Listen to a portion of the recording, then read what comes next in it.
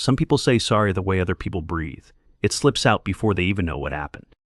They apologize for asking questions.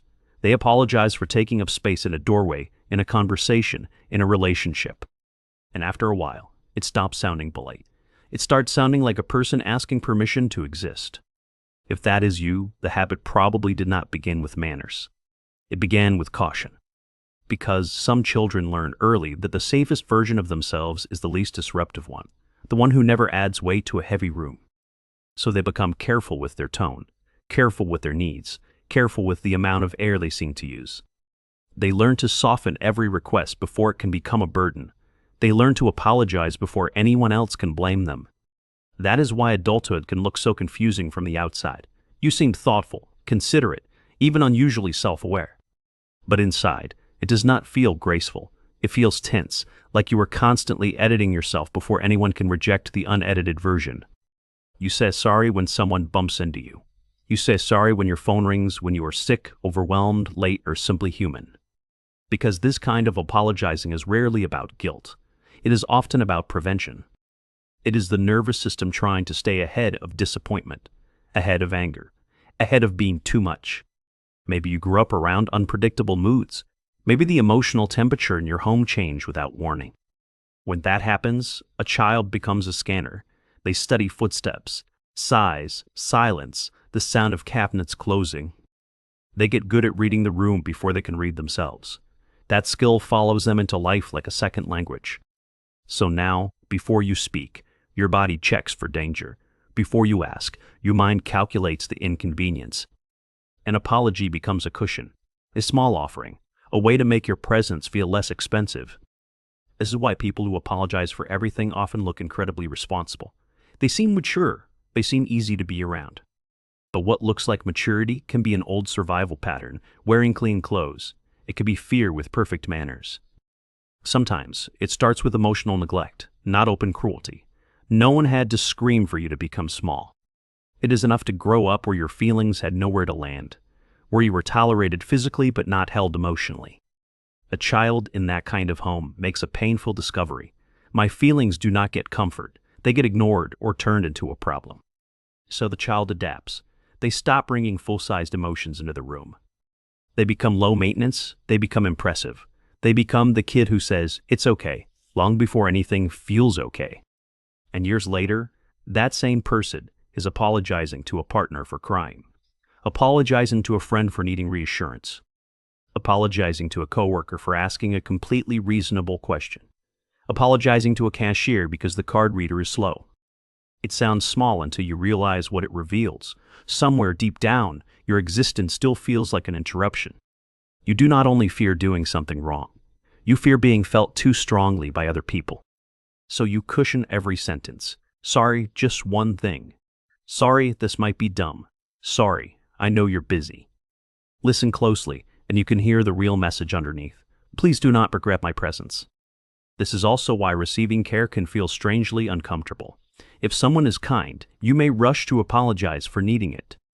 If someone waits for your answer, you may panic and say whatever keeps the moment moving. If someone asks how you feel, your mind can go blank. Not because you have no feelings, because your feelings learn to arrive late. Children who had to monitor everyone else often lose touch with their own signals. By the time they know they were hurt, the moment has already passed. So they apologize in real time and process in private. They say sorry now and feel sad tonight.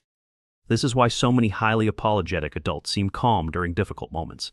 Their body is performing safety, not peace. They can handle emergencies. They can comfort other people. They can stay reasonable while quietly disappearing inside.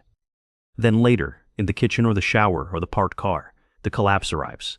First exhaustion, then anger, then emptiness. Because being easy on others often means being hard on yourself. Someone has to absorb the impact. And for many people, that someone became them. They learned to carry friction internally so the room could stay smooth. That is part of why apology becomes reflexive. It is not always a thought. It is a role. You can hear it in tiny, everyday scenes. A server brings the wrong order, and you apologize before correcting it. A meeting runs long because someone else forgot the agenda, and you still say sorry when you speak. A friend cancels, and you apologize for sounding disappointed. Even your boundaries can come wrapped in guilt. I'm so sorry, but I can't. As if saying no is an injury. As if your limits are rude just because they exist. This is where people often misunderstand themselves. They think I apologize so much because I am considerate.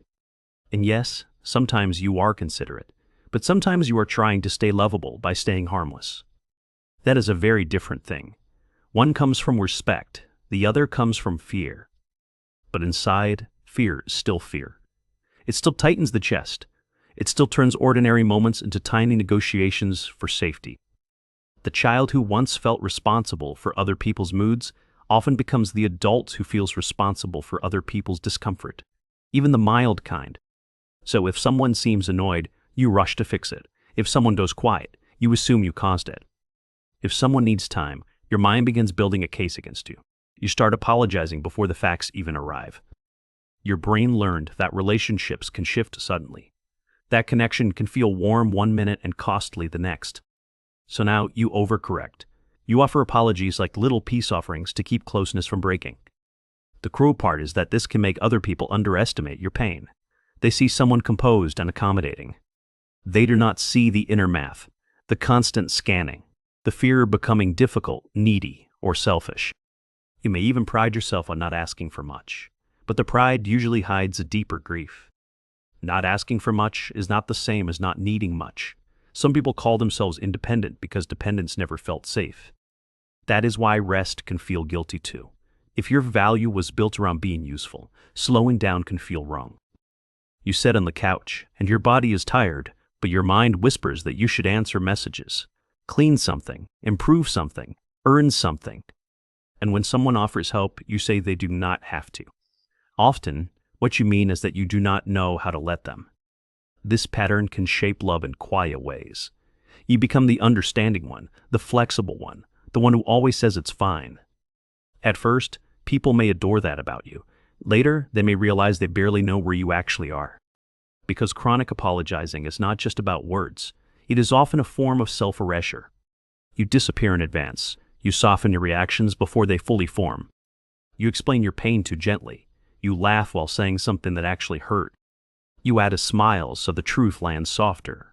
Then you wonder why nobody understands how lonely you feel. They became exceptionally skilled at minimizing their impact. The problem is that they also minimize their own reality. Eventually, that creates a strange split. Outwardly, you seem capable. Inwardly, you feel unseen by a world you trained not to see you. This is also why compliments can feel slippery. When someone says you are strong, part of you feels proud. Another part feels tired, because what they call strength may have started as necessity. You were not born wanting to apologize for breathing too loudly. You learned that safety lived in softness and self-correction. You learn to get ahead of criticism by criticizing yourself first, to get ahead of rejection by lowering your needs before anyone asked. That is not a character flaw. It is a brilliant adaptation with a painful expiration date. What protects a child can impoverish an adult. The skill that once reduced conflict can slowly reduce your life. It can reduce honesty, reduce spontaneity, reduce your ability to know when something truly feels wrong. When every instinct is filtered through, will this bother someone? Your inner world becomes harder to hear. Not absent, just buried. And this is the part many people never say out loud. Chronic apologizing can create resentment. Not because you are unkind, because one-sided accommodation always sends the bill somewhere. Sometimes it becomes exhaustion, sometimes numbness, sometimes bitterness toward people who seem free to take up room without explaining themselves. You watch them ask for help directly.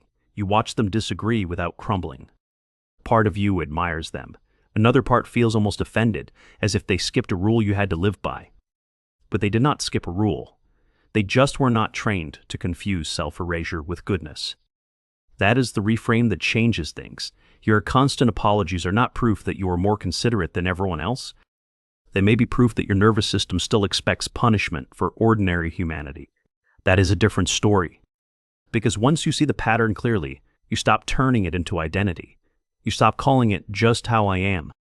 You begin to notice the moments it appears. The extra apology before a question. The immediate sorry after a boundary.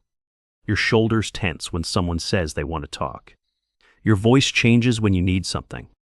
That awareness matters because reflexes feel permanent until you catch them in motion. Once seen, they become choices. You might start with a pause instead of an apology. You might say, "I need help with this," or "I can't do that tonight." Those sentences can feel exposed at first, not because they are harsh, but because they are honest without self-punishment.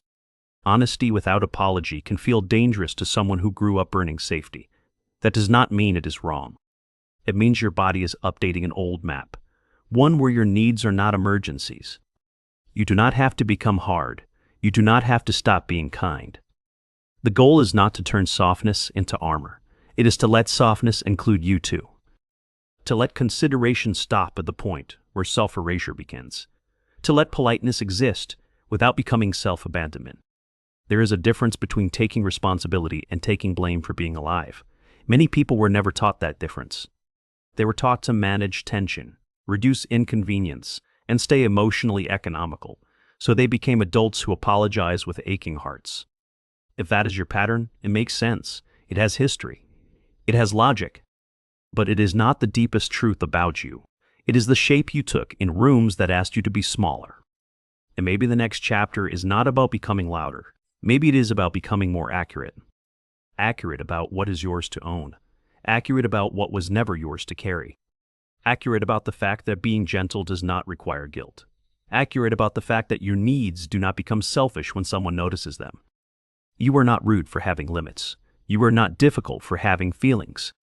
You are not too much because you stop cushioning every sentence. You are no longer apologizing for your own existence. Slowly, with practice, a new kind of sentence begins to form. Not, "Sorry, I need this," just, "I need this." Instead of apologizing first, you try, "Do you have a minute?" Instead of minimizing it, you say, "Something felt off." Those are small changes on the surface. Underneath, they are massive. They say the child who learned to go invisible is not running the whole room anymore. They say your life is no longer translated entirely through caution. And maybe that is what real growth looks like here. Not becoming fearless. Not never apologizing again. Just learning that an apology is for harm, not for presence. For repair, not for taking up space. The truth is, you were never too much for having needs. You were surrounded by people who made normal needs feel expensive. When a person grows up in that kind of atmosphere, they do not simply become polite. They become apologetic in places that should have held them.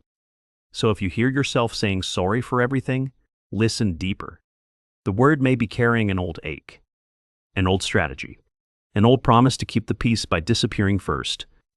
You do not have to keep making that promise. Not to love, and not to life.